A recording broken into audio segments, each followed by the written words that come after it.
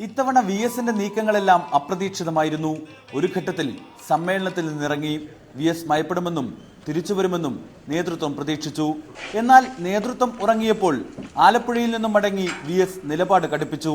S ശർമ്മയും K ചന്ദ്രൻപിള്ളയും നടത്തിയ ചർച്ചയോടെ കാര്യങ്ങൾ അയുമെന്നായിരുന്നു പ്രതീക്ഷ.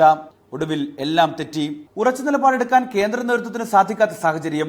VSന്റെ പഴയ അടുപ്പക്കാരോട് പ്രശ്നം തണുപ്പിക്കാൻ ചില PB അംഗങ്ങൾ രാവിലെ മുതൽ തന്നെ ആവശ്യപ്പെട്ടു. എന്നാൽ കേന്ദ്ര നേതാക്കൾ വിളിക്കട്ടെ എന്ന് പറഞ്ഞ് VS പന്ത് കേന്ദ്ര നേതൃത്വത്തിന്റെ കോർട്ടിലേക്ക് തള്ളി. ഇനി തീരുമാനമെടുക്കേണ്ടത് കേന്ദ്ര നേതൃത്വമാണ്. സംസ്ഥാന നേതൃത്വത്തിന്റെ ഉറച്ചു നിലപാടാണ് കേന്ദ്ര നേതൃത്വത്തെ കൃത്യമായ തീരുമാനമെടുക്കുന്നതിൽ നിന്നും പുറകോട്ട് വലിക്കുന്നത്. കഴിഞ്ഞ ദിവസം അവൈലബിൾ PB യോഗം ചേർന്നപ്പോൾ സംസ്ഥാന നേതൃത്വം നിലപാട് മാറ്റിയില്ല. പ്രമേയം ഉൾപ്പെടെയുള്ള കാര്യങ്ങളിൽ നിന്ന് പുറകോട്ട് പോകാൻ കഴിയില്ല എന്നായിരുന്നു സംസ്ഥാനത്തെ നേതാക്കൾ കേന്ദ്ര നേതൃത്വത്തെ അറിയിച്ചത്.